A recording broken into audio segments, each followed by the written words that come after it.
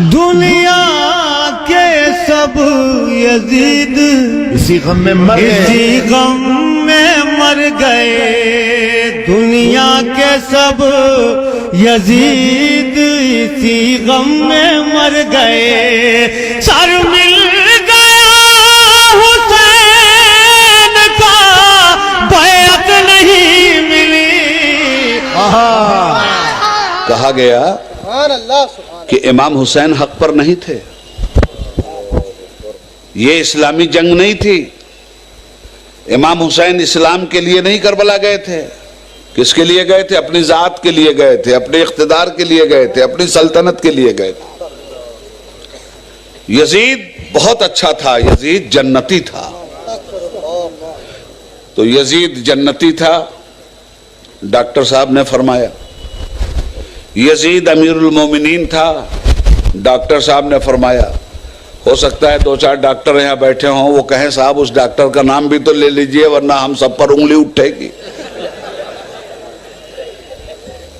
یزید رضی اللہ عنہ ہے، ڈاکٹر صاحب نے فرمایا۔ یزید رحمت اللہ علیہ ہے، ڈاکٹر صاحب نے فرمایا۔ ڈاکٹر صاحب کا نام کیا ہے؟ ڈاکٹر ذاکر نائک۔ انہوں نے اپنے کو شو کیا کیا ہے؟ اسلام کے مبلغ، داعی اسلام۔ ٹھیک ہے، ہم ڈاکٹر صاحب سے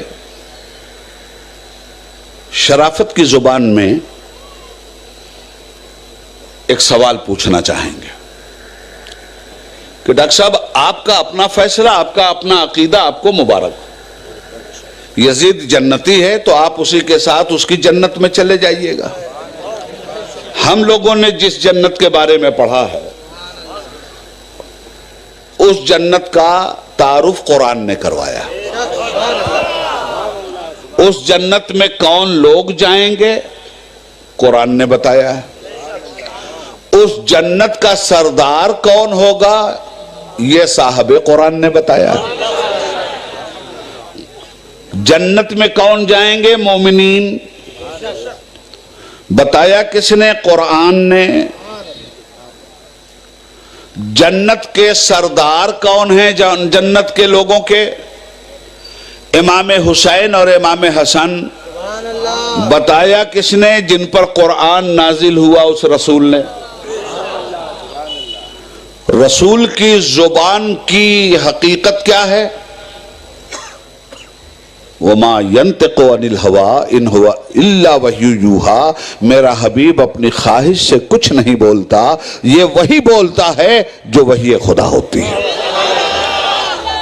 تو اب ہم نے قرآن و حدیث کی روشنی میں یہ جانا کہ جنت میں مومن جائے گا، اور جنتیوں کے سردار کا نام، جنتی مردوں کے سردار کا نام حسنین ہے، امام حسن، امام حسین۔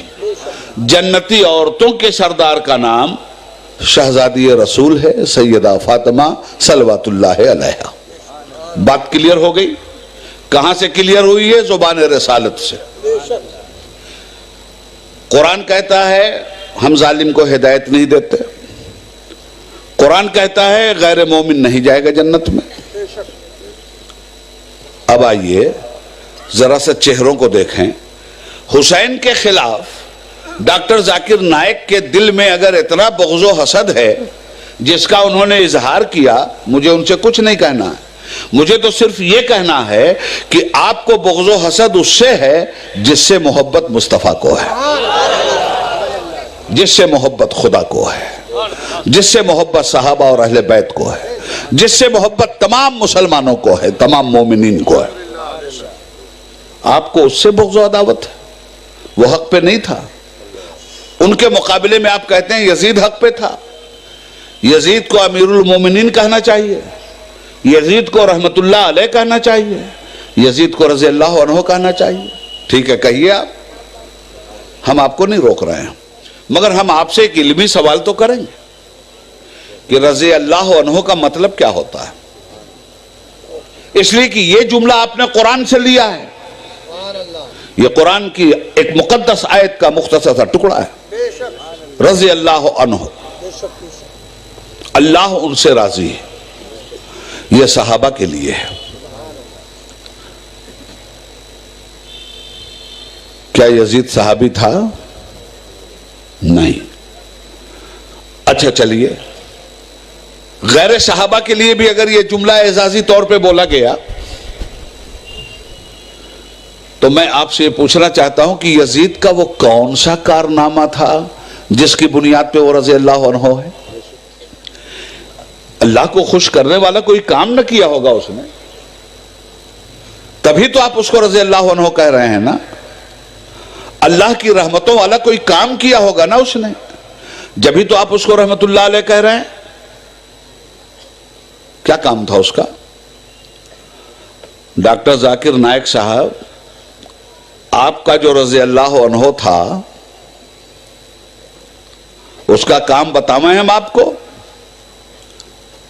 60 ہجری میں تخت نشین ہوا، 36 سال کی عمر میں بادشاہ بنا، 3 سال تک حکومت اس نے کیا، اللہ کے بندوں کو ظلم و جبر کی چھری سے ذبح کیا، 4تھے سال جہنم میں چلا گیا، اس لیے کہ حسین کی جنت میں تو جانے سے رہا۔ سردار جنت ہی کو قتل کرے اور سردار جنت ہی کی جنت میں جائے، اور جنت کے سردار حسین ہیں، یہ رسول مختار فرمائیں، تو کہاں گیا؟ شداد کی جنت میں؟ کدھر گیا یہ؟ بہرحال وہ تو جہاں جا کے جل رہا ہے اپنی جگہ۔ عرض یہ کرنا چاہتا ہوں کہ کون سی خوبی اس میں نظر آئی آپ کو کہ آپ اس کو رضی اللہ عنہ کہہ رہے ہیں؟ اللہ اس سے راضی ہے؟ اللہ اچھے کام سے راضی ہوتا ہے یا برے کام سے؟ قرآن کریم فرماتا ہے من قتل مومنا متعمدا فجزاؤہ جہنم، جس نے بھی ایک مومن کو جان بوجھ کر قتل کیا اس کا ٹھکانہ جہنم ہے۔ اب ہم اللہ کی مانیں یا ڈاکٹر ذاکر نائک کی؟ 72 مومنین کو قتل کرنے کے بعد بھی وہ جنتی ہے، رسول کے بیٹے کو ذبح کرنے کے بعد وہ جنتی ہے، جس کے گھر میں آیت پردہ نازل ہوئی اسی کی بیٹیوں کا پردہ اور چادر چھیننے کے بعد بھی وہ جنتی ہے۔ ذاکر نائک، تم تاریخ کے سب سے بڑے آتنکوادی اور ٹیررسٹ کو جنتی کہہ رہے ہو، یاد رکھنا۔ اور اگر یزید کی تعریف کی جائے اور اسی کا نام اسلام رکھا جائے تو پھر تو اسلام میں ٹیررزم کے علاوہ کچھ بھی نہیں ہے۔ اگر حسین کا کردار نہ ہوتا تو اسلام جیسا مذہب امن و سلامتی سمجھ میں نہ آتا۔ آج کی دنیا کو جو بھی اسلام جیسا مذہب امن و سلامتی ہم سمجھا رہے ہیں وہ حسینی کیریکٹر کے واسطے سے سمجھا رہے ہیں، اس لیے کہ حسین نے اپنے نانا کے کیریکٹر کا اظہار کیا تھا، صحابہ کے کیریکٹر کا اظہار کیا تھا، اہل بیت کرام کے کیریکٹر کا اظہار کیا تھا، اسلامی کیریکٹر کا اظہار کیا تھا۔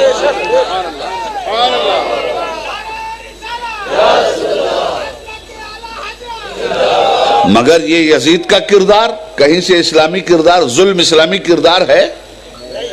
انسانوں پر پانی بند کرنا اسلامی کردار ہے؟ گھوڑوں کی ٹاپوں کے نیچے شہیدوں کی لاشوں کو رودنا اور ان کی ہڈیوں کو توڑنا یہ اسلامی کردار ہے؟ سیدانیوں کا خیمہ جلانا اسی کا نام اسلامی کردار ہے؟ اگر یہی اسلام ہے تو پھر ٹیررزم کیا ہے؟ پھر ظلم کیا ہے؟ معلوم یہ ہوا کہ یزیدی کسی بھی کردار کو اسلام کے حوالے سے بیان کرنا اسلام کے غداروں کا کام تو ہو سکتا ہے، اسلام کے وفاداروں کا کام نہیں ہو سکتا۔ حضرات، یزید کا کون سا کام ہے کہ اس کو رضی اللہ عنہ کہہ رہے ہو؟ اللہ کو کہیں راضی کیا ہوگا تب نہ کہہ رہے ہو؟ کون سا کام؟ تاریخ کے حوالے سے بول رہا ہوں، صفحہ نمبر میں نہیں بتاؤں گا، ڈاکٹر صاحب جیسے نمبر ہی سے پوچھئے گا۔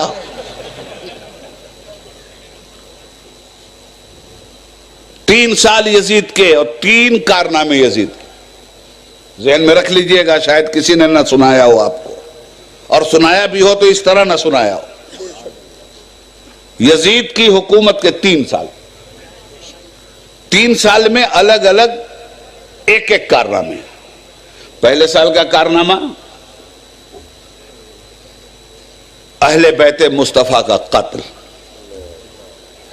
کربلا میں انسانیت کی تاریخ کے شامیانے میں آگ لگا دیا گیا۔ یہ یزید کی حکومت کے پہلے سال کا کارنامہ۔ یزید کی حکومت کے دوسرے سال کا کارنامہ مسجد نبوی میں گھوڑے بدھوانا، مدینہ طیبہ پر حملہ کرنا، مسجد نبوی میں گھوڑوں کی لید کا پایا جانا، مسجد نبوی میں اونٹ باندھا جانا، مسجد نبوی میں صحابہ کو تھپڑ مارا جانا، مسجد نبوی میں انسانیت کا لہو بہایا جانا۔ اور صرف اتنا ہی نہیں کیا تھا یزیدی فوجیوں نے، مستند تاریخ کا حوالہ دے رہا ہوں، ہے کسی کے اندر ہمت تو جھٹلا دے مجھے، یزیدی فوجیوں نے مدینہ طیبہ کی مقدس عورتوں کی اس طرح آبرو ریزی کی تھی کہ سنی مورخین یہ لکھتے ہیں کہ 1000 عورتوں کو ناجائز حمل ٹھہرا تھا۔ یہ یزید کی حکومت کا دوسرا سال ہے۔ پہلے سال میں اہل بیت مصطفیٰ کا قتل، دوسرے سال میں مصطفیٰ کے قوانین حلت و حرمت کا قتل، عورتوں کی آبروریزی، مدینہ شریف کی بے حرمتی، در رسول کی بے حرمتی، مصطفیٰ کی بارگاہ کی گستاخی۔ یہ ہے ڈاکٹر یزید کا، ڈاکٹر ذاکر نائک کا یزید، یہ ہے ان کا رضی اللہ عنہ، یہ ہے ان کا رحمت اللہ علیہ۔ تیسرے سال کا کارنامہ یزید کا مدینہ منورہ مکہ معظمہ پر حملہ، خانہ کعبہ پر حملہ، منجنیق کے ذریعے پتھروں کی گولہ باری، حرم شریف کی دیواریں شہید ہوئیں۔ اور اس کے بعد اتنے ہی پہ بس نہیں کیا یزیدی فوجوں نے، بلکہ آگ لگا دی خانہ کعبہ میں، غلاف کعبہ جل کر راکھ ہو گیا، حرم شریف کی چھت کی وہ لکڑیاں جو چھت کو سہارا دیے ہوئے تھی جل کر خاک ہوئیں، ٹوٹ کر راکھ ہوئیں، اور چوتھے سال واصل جہنم ہو گیا۔ یہ ہے ڈاکٹر ذاکر نائک کا محبوب رہنما یزید۔ اب ڈاکٹر صاحب کہہ رہے ہیں امیر المومنین ہے وہ، تو ٹھیک ہے، حضور کے کلمے سے الگ کوئی کلمہ ایجاد کر لیجئے، اور اس کا امیر المومنین بنانے کی کیا ضرورت ہے؟ یزید کو خدا بنا دیجئے، آپ خود پیغمبر بن جائیے اس کے مذہب کے، روکتا کون ہے آپ کو؟ مگر اسلام کے دامن کا سہارا لے کر اسلام کی مقدس ہستیوں پر اگر آپ نے زبان کھولنے کی کوشش کی تو یاد رکھیے گا قافیہ تنگ کر دیں گے ہم آپ کا۔